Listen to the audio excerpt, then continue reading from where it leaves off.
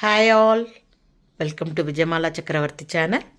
இன்றைக்கு உண்டான lunch menu என்ன அப்படின்றத கிச்சனுக்குள்ளே போய் பார்க்கலாம். Hi all, welcome to Vijayamala சக்கரவர்த்தி சேனல். ஸோ இன்றைக்கு உண்டான ஒரு லன்ச் மெனுக்கு போகலாம். நேற்றுக்கு கொஞ்சம் இந்த சிம்னி கிளீனிங் இதெல்லாம் நின்று போயிடுது இல்லையா. ஆல்மோஸ்ட் எங்கள் அப்பா போனதுலேருந்தே கிளீனிங்கே பண்ணவே இல்லை. 15 days ஒர்க் பண்ண அப்பாவோட காரியங்கள்லாம் ஆச்சு. 13th டேலேருந்து உடம்பு முடியாமல் போயிடுத்து, சர்ஜரி ஆகிடுத்து, ரெஸ்ட் ஆகிடுத்து. ஸோ அதனால் கொஞ்சம் கொஞ்சமாக இப்போ க்ளீனிங் பண்ணணும். இன்னொன்று, வரமாலட்சுமிக்கு எல்லாரும் ஆற்றுக்கு வருவா, வந்து அழைக்கிறதுக்கெல்லாம் வருவா. ஸோ அதனால் கண்டிப்பாக கொஞ்சமாவது வீடு பளிச்சுன்னு இருக்கணும். ஸோ அதனால் ஒரு சின்ன சின்ன க்ளீனிங் எல்லாம் பண்ணலாம் அப்படின்ட்டு நேற்றுக்கெல்லாம் கொஞ்சம் க்ளீனிங் பண்ணிட்டு இருந்தேன். அதனால் வீடியோ எடுக்க முடியல. ஸோ இன்றைக்குமே டாக்டர் அப்பாயின்மெண்ட் இருக்குது. ஸோ போயின்னு இருக்கேன். பாதி குக் பண்ணிவிட்டு போயிட்டு வந்துட்டு மிச்சத்தை உங்களுக்கு கண்டினியூ பண்ணி காமிக்கிறேன். ஸோ இன்னைக்கு வந்து ஒரு ஸ்பெஷல் டிஷ் என்ன இருக்கும் அப்படின்னாக்கா, நான் பெங்காலி டிஷ் ஒன்று எடுத்துட்டு இருக்கேன். No onion no garlic. Usually பண்ணுற காய்கறிகள் வச்சு தான் பண்ண போகிறேன். ரொம்ப சிம்பிள் டிஷ். சப்பாத்தி சாதம் ரெண்டுத்துக்குமே போட்டுக்கலாம். ஸோ அது என்ன விவரன்றதை நான் உங்களுக்கு குக் பண்ணச்சு சொல்கிறேன். ஸோ இன்னைக்கு உண்டான வீடியோ உங்களுக்கு பிடிச்சிருந்தா தயவுசெய்து வீடியோவை லைக் பண்ணிட்டு பாருங்க. பிடிச்சிருந்ததுன்னா சப்ஸ்கிரைப் பண்ணிக்கோங்க. ஒரு 4 வீடியோ பாருங்க. மாலா இப்படி தான் பேசுவா, ஓகே எனக்கு பிடிச்சிருக்கு அப்படின்னாக்கா நீங்கள் வந்து இந்த இதை வந்து சேனலை சப்ஸ்கிரைப் பண்ணிக்கோங்க. ஸோ இன்னைக்கு உண்டான வீடியோக்குள்ளே போகலாம் வாங்கோ. இன்றைக்கி தலிகைக்கு எடுத்துகிட்டு இருக்கிற காய்கறிகள், இன்றைக்கி கத்தால ஸ்டார் பசார் காய் வாங்க போயிருந்தேன். ஸோ வாங்கிட்டு வந்தாச்சு. மெந்தியக்கீரை வாங்கிட்டு வந்திருக்கேன், தொண்டைக்காய், அதுக்கப்புறமா ஈரைக்காய், உருளைக்கிழங்கு. ஸோ நான் இப்போ வந்து கீரையை நல்லா அலம்பி எடுத்துன்னு வந்துட்டேன். அதே போல் துவரம்பருப்புமே அலம்பி எடுத்துன்னு வந்தாச்சு. இதோட இதை போட்டுடுறேன். இது திருப்பதி புளிக்கீரை தான் இன்றைக்கி பண்ண போகிறேன். திருப்பதி ஸ்டைல் புளிக்கீரை.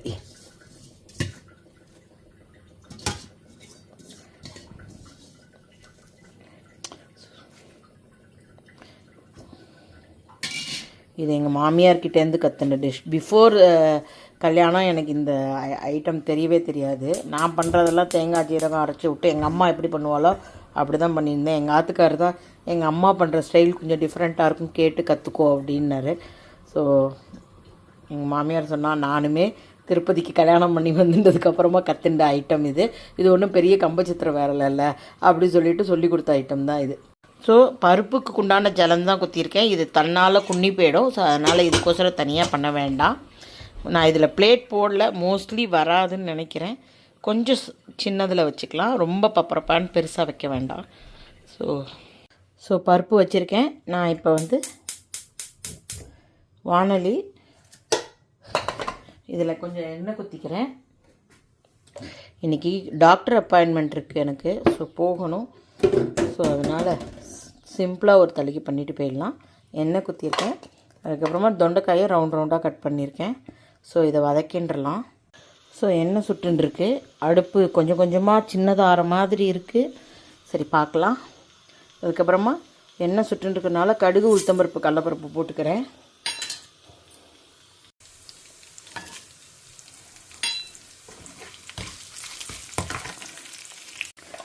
ஸோ இங்கே கடலப்பருப்பு, உளுத்தம்பருப்பு எல்லாம் செவந்துடுத்து.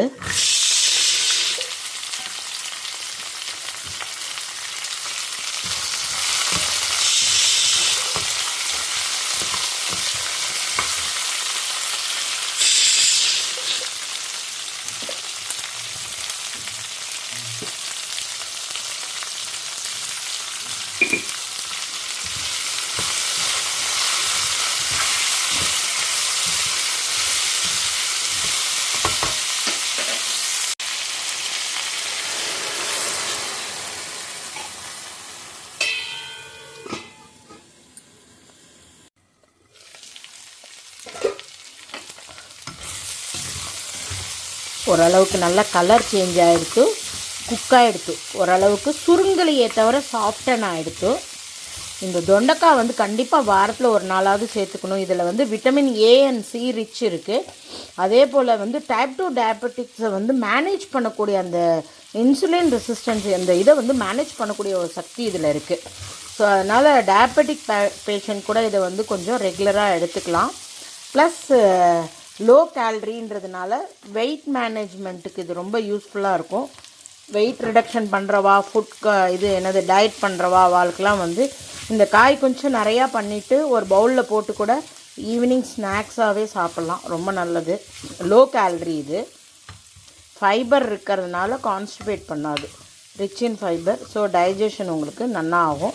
ஸோ தேங்காய் போட்டதுக்கப்புறமா ஒரு பெரட்டிட்டு இதை ஆஃப் பண்ணிடலாம். அடுத்தாப்பில் உங்களுக்கு ஒரு பெங்காலி டிஷ் சொல்லித்தரேன்.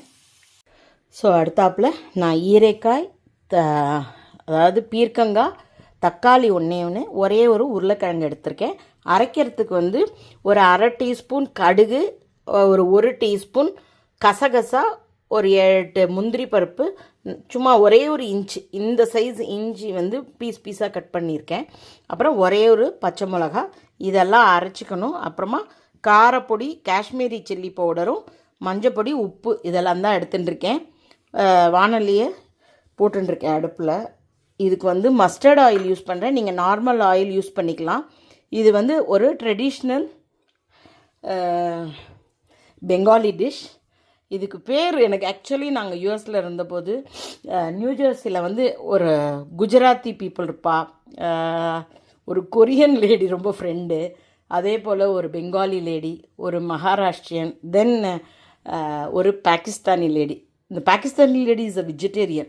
ஸோ ரொம்ப நிறையா டிஷ்ஷஸ் எனக்கு சொல்லி கொடுத்துருக்கா. அது அந்த பெங்காலி லேடிக்கிட்டேருந்து கற்றுன்றது இது. பட் ஆனால் பேர் மறந்து போயிடுத்து. எனக்கு இது பண்ண தெரியுமே தவிர பேர் சொல்ல தெரில. இப்பயுமே வெக்கமாக இருக்குது சொல்கிறதுக்கு. என்னமோ ஜிங்கே பப்பா அப்படின்றது. இந்த ஊரில் ஜிங்கேனா மானுக்கு சொல்லுவாள். அதனால் பேர் வந்து எது வேணால் இருக்கட்டும். இந்த காயெல்லாம் போட்டு ஒரு டிஷ். நீங்கள் வந்து இதில் வந்து நார்மல் எண்ணெய் எடுத்துக்கோங்க. இதில் வெங்காயம் பூண்டு எதுவுமே கிடையாது. எல்லாருமே பண்ணி சாப்பிட்லாம். நான் எத்தனையோ விதத்தில் உங்களுக்கு வந்து ஈரைக்காய் பண்ணி காமிச்சிட்டேன். இது ஒரு விதம் உங்களுக்கு. ஸோ கொஞ்சம் எண்ணெய் சுடட்டும். நம்ம உருளைக்கிழங்கை ஃபஸ்ட்டு போட்டு வேக வச்சுக்கலாம். அதுக்குள்ளே நான் என்ன பண்ணுறேன், இது அத்தனையும் மிக்சியில் போட்டு அரைச்சி எடுத்துன்னு வந்துடுறேன். நான் மஸ்டர்ட் ஆயில் வாங்கி வச்சுட்டுருக்கேன். Some of the north Indian dishes இதுக்கெல்லாம் வந்து தேவைப்படும். உடம்புக்கு ரொம்ப நல்லது. நிறையா பேருக்கு மஸ்டர்ட் ஆயில் பிடிக்காது. அதனால் நீங்கள் அதை அவாய்ட் பண்ணிக்கலாம். என்கிட்ட இருக்குது. அதனால் அது ஆத்தென்டிக்காக டேஸ்ட் கொடுக்கும் உங்களுக்கு. அதனால் போட்டுருக்கேன்.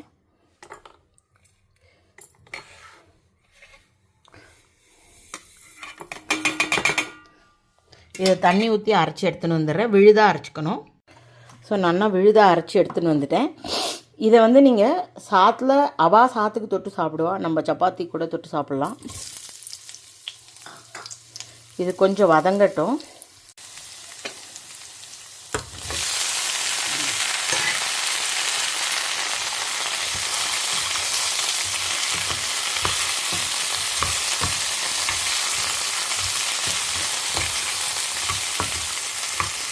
ரொம்ப நல்லாயிருக்கும் இது.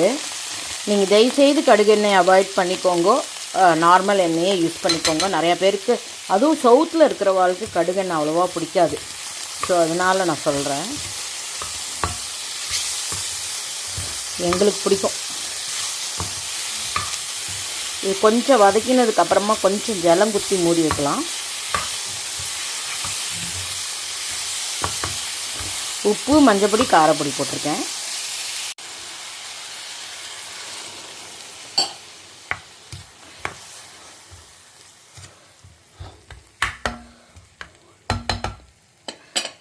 இதோட ஜீரகப்பொடி இருந்தால் போட்டுக்கலாம், நல்லாயிருக்கும். என்கிட்ட இல்லை இன்றைக்கி. ஸோ அதனால் நான் போடலை. ஸோ இது மூடி போட்டு ஒரு 3 நிமிஷம் குக் ஆகட்டும்.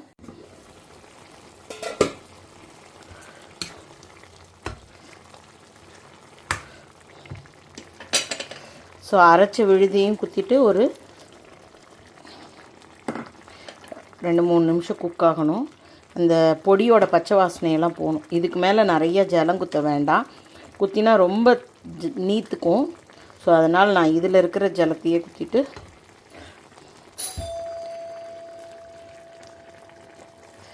டாக்டர் வந்தாச்சான்.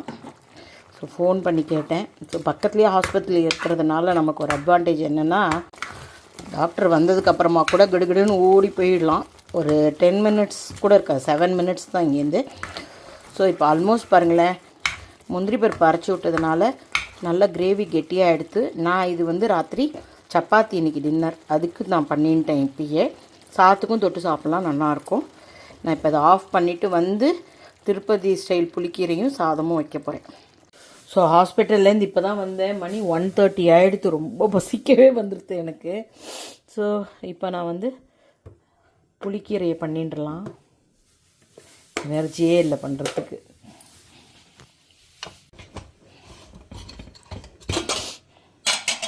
ஸோ கீரை இங்கே ரெடியாக எடுத்து இது ஒரு சிம்பிள் விஷயம் தான், நிறையா தடவை பண்ணி காமிச்சிருக்கேன். கடுகு வெந்தயம் போட்டுக்கிறேன். யாரோ ஒருத்தர் லாஸ்ட் டைம் இந்த வீடியோ போது கேட்டிருந்தா இதுலேயும் வெந்தயம் கீரையும் வெந்தயமானு, 2 ப்ராப்பர்ட்டியும் வேறு, அதோடு இல்லாமல் டேஸ்ட்டும் வேறு.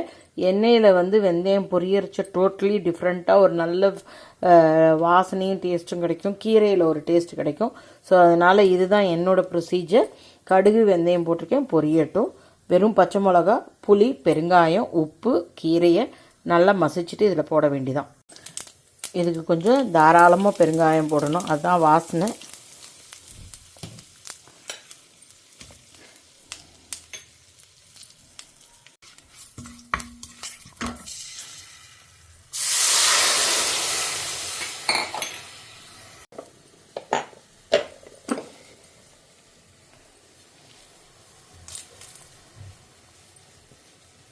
உப்பு போட்டுட்டேன், கல் உப்பு போட்டேன், மஞ்சப்பொடி,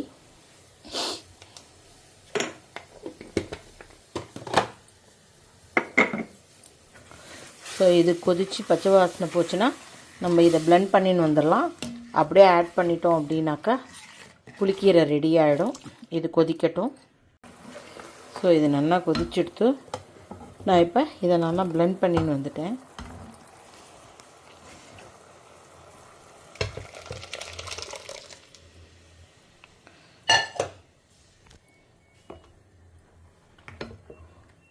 ஸோ நல்லா ஒரு கொதி வந்துடுத்துன்னா புளியும் கீரையும் ஒன்றா பிளெண்ட் ஆகிடும்.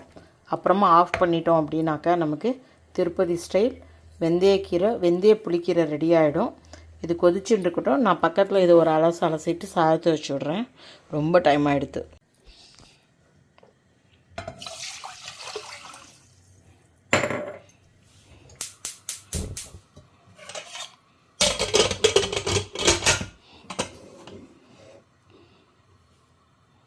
சாதத்துக்கும் வச்சுட்டேன். ஸோ இன்றைக்கு உண்டான வெரி எம்மி தளிகை ரெடியாக எடுத்து சுட சுட சாதம், அதுக்கப்புறமா வெந்தயக்கீரை போட்டு ஒரு புளிக்கீரை பண்ணியிருக்கேன், தொண்டைக்காய் போட்டு தேங்காய் போட்ட காய் பண்ணியிருக்கேன். இது ஒரு Bengali dish, no onion no garlic, ஈரைக்காய் உருளைக்கிழங்கெல்லாம் போட்டு பேர் மறந்துடுத்து அதுக்குள்ளே. ஸோ இதுதான் இன்றைக்கு உண்டான Taliga. Hope you are all enjoying my video. If you like it, please like and subscribe my channel. Thank you for watching. Bye bye all.